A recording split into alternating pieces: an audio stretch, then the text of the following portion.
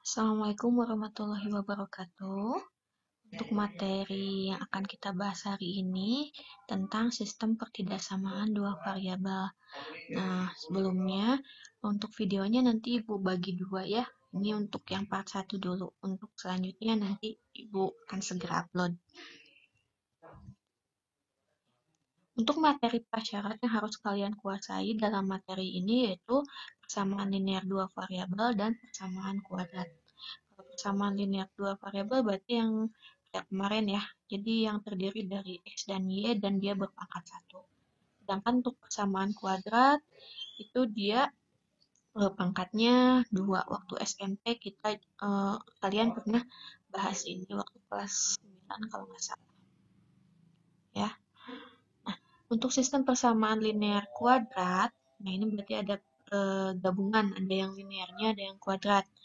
Persamaan bentuk dari SPLK dibedakan menjadi dua kelompok. Yang pertama, SPLK dengan bagian kuadrat berbentuk eksplisit. Yang kedua, SPLK dengan bagian kuadrat berbentuk implisit. Ya, untuk persamaan dalam variabel X dan Y dikatakan berbentuk eksplisit jika variabel X dan variabel Y berada di ruas yang berlainan pada persamaan itu. Jadi misalkan X-nya berada di ruas kanan dan Y-nya berada di ruas kiri atau sebaliknya. Dengan demikian, persamaan dua variabel berbentuk eksplisit dapat dinyatakan sebagai dalam bentuk Y sama dengan Fx atau X sama dengan F. Jadi ruas kiri untuk X, ruas kanan untuk Y atau sebaliknya. Contohnya misalkan Y sama dengan 3X kurang 2.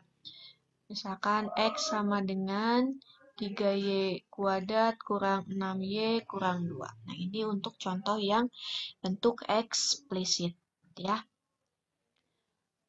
Terus untuk yang bentuk eksplisit, implisit itu yang seperti apa? Nah, kalau yang bentuk implisit itu, jadi variabel X dan variabel Y berada di ruas yang sama, ya. Jadi bentuknya itu F, X, Y sama dengan 0. Contohnya misalkan X kuadrat tambah Y kuadrat tambah 8 sama dengan 0. Nah, ini contoh dari bentuk eksplisit dan bentuk implisit. Nah, perlu kita garis bawahi bahwa setiap persamaan berbentuk eksplisit selalu dapat dinyatakan dalam bentuk implisit, tetapi tidak semua persamaan yang berbentuk implisit dapat diubah menjadi bentuk eksplisit. Jadi kalau yang eksplisit pasti bisa diimplisitkan, tetapi yang implisit belum tentu bisa dieksplisitkan, seperti itu. Contohnya seperti apa? Misalkan yang bisa diubah kedua-duanya. Misalnya Y sama dengan 3X kurang 5. Ini kan bentuk eksplisitnya. Ruas kirinya yang Y, ruas kanannya yang X. Nah, ini bisa kita ubah menjadi bentuk implisit. Menjadi misalkan 3X kurang Y sama dengan kayak gitu. Jadi dia bisa digabung ya, X dan Y-nya. Tetapi misalkan untuk contoh yang tidak bisa diubah implisit ke eksplisit. Misalnya X kuadrat dikurang 2XY ditambah 3Y kuadrat sama dengan 0. Nah, ini kan nggak bisa diubah ke bentuk eksplisit, nggak bisa dipisahkan karena ini 2XY-nya tidak bisa dipisah. Ya, seperti itu. Nah, sekarang untuk penyelesaiannya. Misalkan di sini ada Y sama dengan AX ditambah B. Nah, ini bentuk, ini yang linearnya ya. Ini linear. Nah, untuk yang ininya Y sama dengan PX kuadrat ditambah QX tambah R. Ini bentuk kuadratnya. Kuadrat. Dan ini bentuknya eksplisit. karena Y dan X-nya beda ruas ya. Langkah yang pertama, substitusikan bagian linear ke bagian kuadrat. Nah, jadi substitusikan si yang linear ke dalam kuadrat.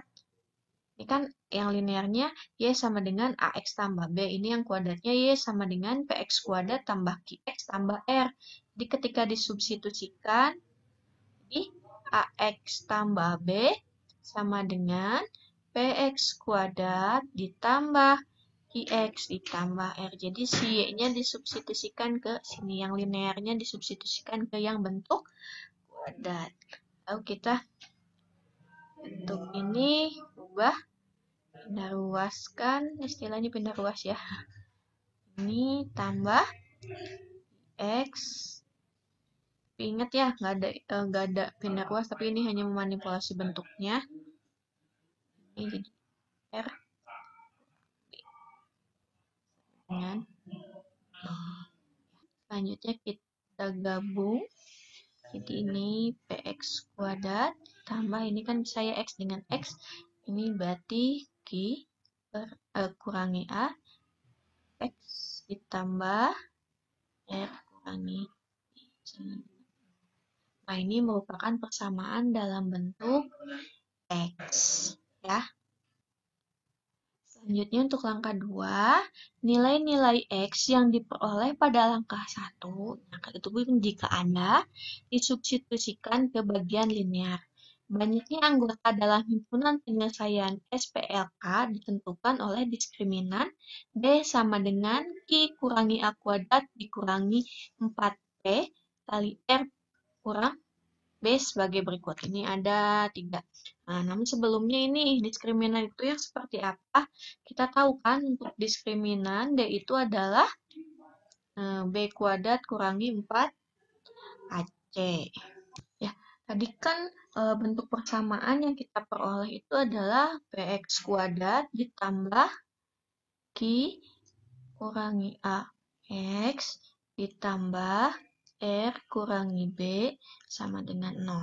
Nah, kita kan tahu bentuk umum persamaan kuadrat itu kan AX kuadrat ditambah BX ditambah C sama dengan 0. Sehingga A-nya itu P ya di sini, B-nya itu Q kurangi A, C-nya itu R kurangi B. Maka diskriminan yang diperoleh itu berarti Q kurangi A kuadrat dikurangi 4P kali R kurangi B. Nah, itu didapat dari situ ya, nilai dari diskriminannya. Ini untuk banyaknya anggota. Jika D-nya lebih besar dari 0, maka SPLK mempunyai 2 anggota dalam himpunan penyelesaiannya. Sedangkan jika D-nya sama dengan 0, maka SPLK tetap mempunyai 1 anggota dalam himpunan penyelesaiannya. Jika D-nya lebih kecil dari 0, maka SPLK tidak mempunyai anggota dalam himpunan penyelesaiannya. Jadi dia tuh himpunan kosong. Kalau dikaitkan dengan SPLK ini, secara geometri kita bisa mentafsirkan ya. Untuk ilustrasi yang pertama, untuk D-nya lebih besar dari 0. Dia mempunyai 2 anggota penyelesaiannya ya. Berarti gambarnya itu misalnya gini. Nah, gitu. Jadi di sini ada. Nah, ini untuk D-nya lebih besar dari 0. Nah, kalau D-nya sama dengan 0, nah di sini jadi ini ada 1 titik potong. Ya, ini untuk D-nya lebih besar dari 0, untuk D sama dengan 0. Jadi hanya menyinggung saja. Sedangkan untuk yang D-nya lebih kecil dari 0, jadi ketika ada parabolanya di sini, di garisnya dia tidak memotong. Jadi dia tidak mempunyai himpunan penyelesaian. Baik, kita coba contohnya. Misalkan Y sama dengan X kurang 1, lalu Y sama dengan X kuadrat kurang 3X tambah 2. Langkah pertama, kita substitusikan bagian linear ke bagian kuadrat ya. Sehingga kita dapat, ini kita ganti dengan ini ya. X kurang 1 sama dengan X kuadrat kurang 3X tambah 2. Lalu kita manipulasi bentuknya sehingga didapat X kuadrat 3x kurangi x tambah 2 tambah 1 sama dengan 0. Jadi x kuadrat kurang 4x tambah sama dengan 0. Kita faktorkan sehingga didapat x kurang 1, x kurang 3. X-nya sama dengan 1 atau X-nya sama dengan 3. Selanjutnya, kita kan udah dapat nilai ya. Nilai untuk X-nya sama dengan 1 atau X-nya sama dengan 3. Lalu kita substitusikan ke persamaan linearnya. Nah, ini untuk X sama dengan 1, ini diperoleh Y sama dengan 1 kurang 1 sama dengan 0. Sehingga didapat potongan 1,0. Sekarang untuk X-nya sama dengan 3, diperoleh Y sama dengan 3 kurang 1 sama dengan 2. Nah, dapat perpotongan 3,2. Nah, sehingga himpunan penyelesaiannya ini adalah 1,0, 3,2 seperti itu.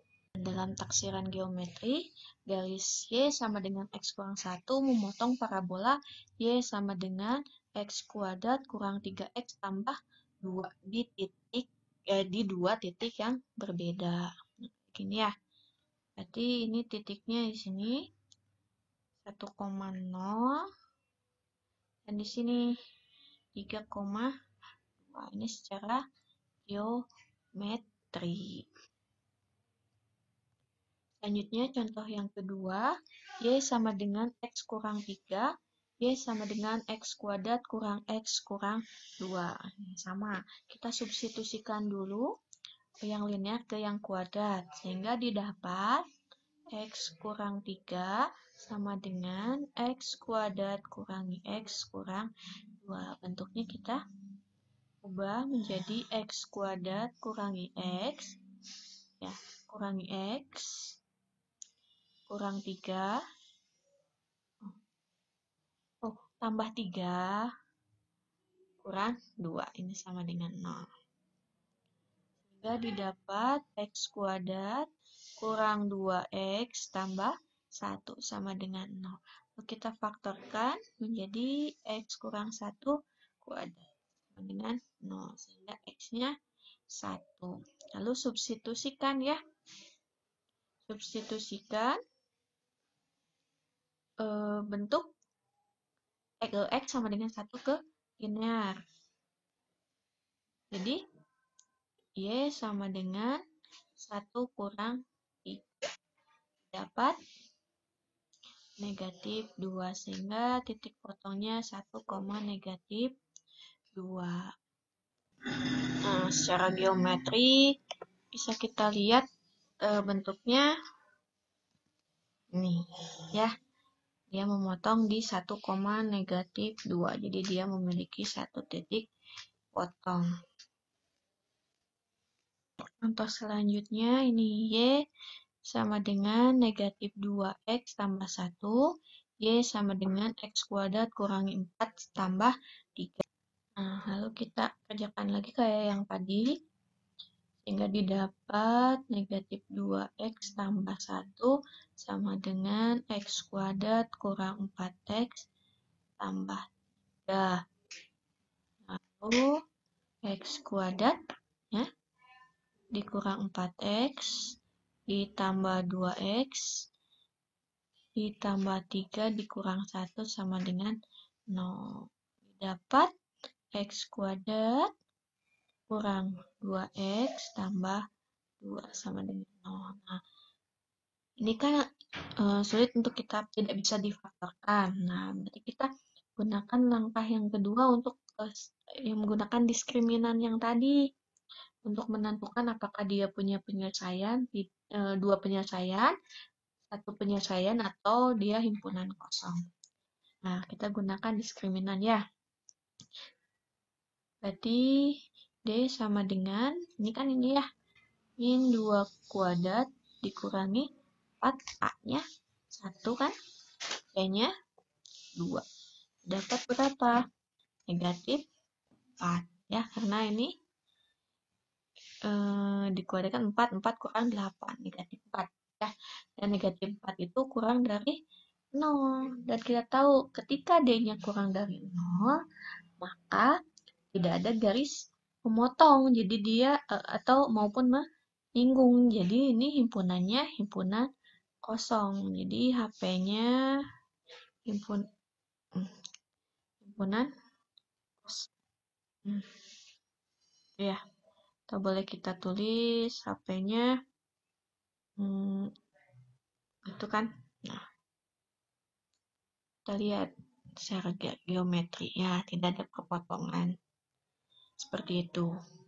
Nah, selanjutnya SPLK dengan bagian kuadrat berbentuk implisit.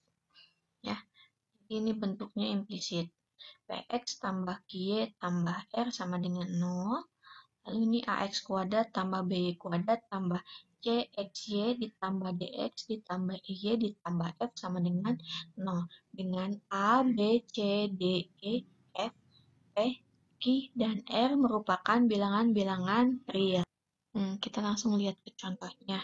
Misalkan di sini X tambah Y kurang 1 sama dengan 0, X kuadrat tambah Y kuadrat dikurang 25 sama dengan 0. Jadi yang atas bentuk linear, yang bawah bentuk kuadrat, bentuk eksplisit. Ya, dimana bentuk yang implisitnya ini tidak bisa kita faktorkan. Nah, langkah pertama, kita ubah dulu bentuk yang linearnya menjadi X sama dengan atau menjadi Y sama dengan. Misalkan yang ini kita ubah menjadi Y sama dengan ya. X tambah Y kurang 1 sama dengan 0. Kita ubah menjadi Y sama dengan 1 dikurangi X. Selanjutnya kita substitusikan Y ini ke bentuk kuadratnya. Bentuk yang kuadrat yang ini. Sehingga kita peroleh, kita substitusi Y sama dengan 1 kurangi X. Jadi X kuadrat ditambah 1 kurangi X kuadrat dikurang 25 sama dengan 0. Ini X kuadrat ditambah 1 dikurang 2X ditambah X kuadrat dikurang 25 sama dengan 0. Berarti kan ini X kuadrat tambah X kuadrat 2X kuadrat. Nah, ini negatif 2X karena nggak ada temannya ya. Terus 1 dikurang 25, negatif 24. Sama dengan 0. Kita bisa memperkecil. Bentuknya menjadi X kuadrat dikurangi X dikurangi 12. Sama dengan 0. Ya. Lalu kita faktorkan. Jadi X tambah 3, X kurang. Sehingga kita dapat nilai X sama dengan negatif 3 atau X sama dengan 4. Selanjutnya kita substitusikan X sama dengan 3 atau X sama dengan 4 ke persamaan yang pertama yang tadi udah kita ubah yang ini ya. Y sama dengan 1 kurangi ya. Ini untuk X sama dengan negatif 3. Kita peroleh kan bentuk ininya Y sama dengan 1 kurangi X. Kita dapat, X-nya kita ganti dengan negatif 3. Dapatnya berapa? 1 ditambah 3, 4. Ya, Y-nya sama dengan 4. Hingga kita peroleh negatif 3,4. Sekarang untuk X-nya sama dengan 4. Jadi, Y-nya sama dengan 1 dikurangi 4, yaitu negatif 3. Potongnya di 4, negatif 3. Sehingga himpunan penyelesaiannya adalah negatif 3,4 dan 4, negatif 3. Secara geometris, kita bisa lihat bentuknya ya. Ini potongannya di negatif 3,4. Ini negatif 3,4 ini ya. Dan 4, negatif 3. Seperti itu. Nah, selanjutnya ya ini. Ini juga sama ya. Gunain langsung kita substitusikan. Nah, di sini ini 2x tambah 3y sama dengan 8. 4x kuadrat kurang 12xy ditambah 9y kuadrat sama dengan 16. Ya, kita perhatikan bentuk yang implisitnya 4x kuadrat kurangi 12xy ditambah 9y kuadrat sama dengan 16. Ini bentuknya bisa kita faktorkan ya. 4x kuadrat dikurangi 12xy ditambah 9y kuadrat sama dengan 16 bisa kita faktorkan menjadi 2x kurang 3y kuadrat dikurangi 16 sama dengan 0 ya. Ini kan bentuk kayak A kurangi B kuadrat. Nah, ini bisa kita ubah A kurangi B kuadrat. Ini jadi A kurangi B, A ditambah B, kayak gitu. Jadi ini didapat 2x kurang 3y tambah, ini 4 ya. 4, lalu 2x kurang 3y dikurang 4. Sama dengan 0. Ya. Ini kan bentuk kuadrat ya. Ini bisa dikuadratkan, ini 16 bisa dikuadratkan menjadi 4. Ini bentuknya ini. Ya. Selanjutnya, berarti kan kita punya 2x kurangi 3y tambah 4 sama dengan 0. Atau 2x kurang 3y kurang 4 sama dengan 0. Selanjutnya, kita gabungkan dengan persamaan linear semula dengan menggunakan, ini bentuknya berarti kan jadi SPLDV ya. Jadi ada yang 2x tambah 3y sama dengan 8. Ini 2x kurang 3y sama dengan negatif 4. Jadi ininya 2x tambah 3y sama dengan 8. 2x kurang 3y sama dengan 4. Jadi kita gunakan SPL TP sehingga kita peroleh sebagaimana kita udah pelajari didapat ini titiknya 1,2 ya ini 3,2 per 3. Jadi HP-nya 1,2 dan 3,2 per 3. Selanjutnya untuk pertidaksamaan linear dua variabel. Definisinya pertidaksamaan linear dua variabel adalah pertidaksamaan yang di dalamnya memuat dua variabel dan masing-masing variabel itu linear atau pangkatnya 1. Ya. Seperti apa bentuknya? Berarti bentuknya ada yang AX tambah B, misalnya ini kurang dari C, AX tambah B lebih besar dari C, atau ada yang pakai sama dengan, ini juga sama. Ya, itu bentuknya. Lalu, bandingkan nilainya. Bandingkan nilainya di sini untuk menentukan daerah himpunannya. Jadi, kita lihat apakah titik ujinya itu ketika dibandingkan bernilai benar atau bernilai salah. Kalau titik ujinya itu berarti bernilai benar, berarti harus terarsir. Tetapi kalau titik ujinya bernilai salah, maka daerah titik ujinya itu tidak boleh diarsir. Jadi diarsirnya di kebalikannya. Sebagai contoh, gambarkan grafik himpunan penyelesaian dari 3x kurang 2y kurang dari sama dengan 6. Di langkah pertama kita gambarkan dulu ya. Masih ingat yang kemarin, berarti kita buat, nah ini. Ini 3x kurang 2y. Kita buat dulu ini sama dengan 6. Ini x, ini y. Ya, misalkan kita ambil titik potong. Ketika X-nya 0, Y-nya jadi negatif 3. Ketika Y-nya yang 0, X-nya yang jadi 2. Jadi ini 0, negatif 3, 2,0. Nah, gambar grafiknya seperti ini. Ya, 0, negatif 3 dengan 2,0. Lalu kita perhatikan di sini. 3x kurangi 2y kurang dari sama dengan 6. Kita ambil titik uji. Misalkan titik ujinya di sini 0,0. Nah, lalu titik ujinya kita ambil 0,0. Lalu kita substitusikan ke sini. 3 kali 0 dikurangi 2 kali 0. Kurang dari sama dengan 6. Berarti kan ini 0 ya. 0 kurang dari sama dengan 6. Benar nggak?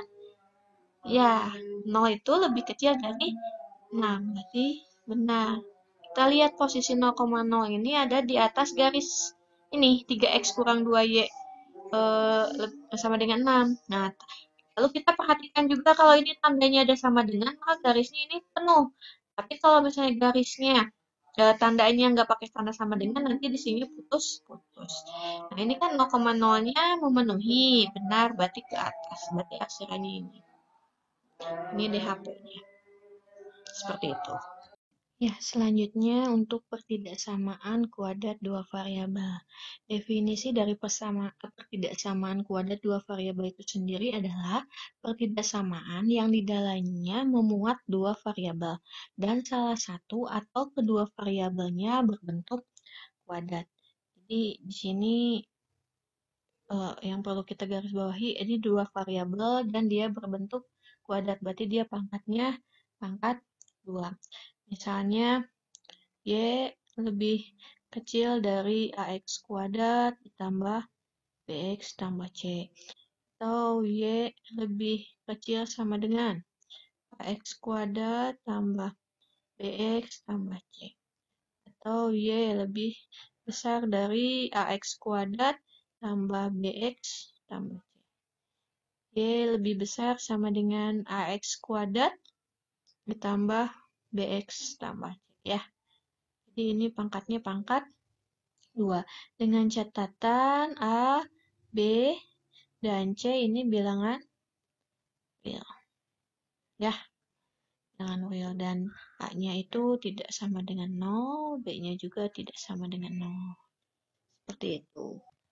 Nah, adapun penyelesaian pertidaksamaan kuadrat dua variabel, langkah-langkahnya ini dengan menggunakan grafik. Yang pertama, gambarkan kurva parabola dengan persamaan. Lalu, ambil titik uji, lalu bandingkan. Selanjutnya, arsir daerah himpunan penyelesaian. Nah, ini dengan persamaannya yang bentuk yang tadi ya. Ada yang Y lebih besar sama dengan AX kuadrat tambah BX tambah C. Atau yang ini kurang dari sama dengan AX kuadrat tambah BX tambah C. Atau yang nggak pakai sama dengan, yang menggunakan sama dengan atau yang tidak. Nah, apa yang membedakannya? Ketika tandanya ada ini lebih besar sama dengan atau lebih kecil sama dengan, nanti gambarnya itu atau garis pembatasnya itu dia penuh, garis penuh. Sedangkan untuk yang lebih kecil atau lebih besar atau lebih kecil, ini garisnya putus. Ya.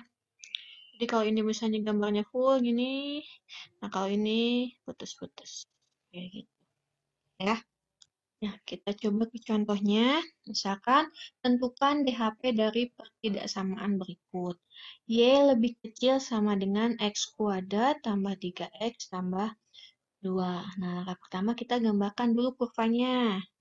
Nah, kurang lebih gambarnya seperti ini. Nah, karena ini di sini tandanya kurang dari sama dengan, berarti si gambarnya itu penuh ya. Si ininya kurvanya nggak putus-putus. Ininya garisnya garis penuh. Nah, selanjutnya kita lihat, ambil titik uji, lalu bandingkan. Sekarang langkah ketiga arsir DHP-nya. Nah, untuk membandingkannya atau ambil titik ujinya, kita ambil titik uji yang berada di luar dari si garis parabolanya. Misalnya kita mau ambil di sini, di luarnya misalnya di sini ya, 0,0. Lalu kita substitusikan, misalnya titik ujinya, kita ambil 0,0. Ya, kita substitusikan ke sini. Jadi 0. Nah, ini lebih besar dari 0 kuadrat ditambah 3 kali 0 ditambah 2.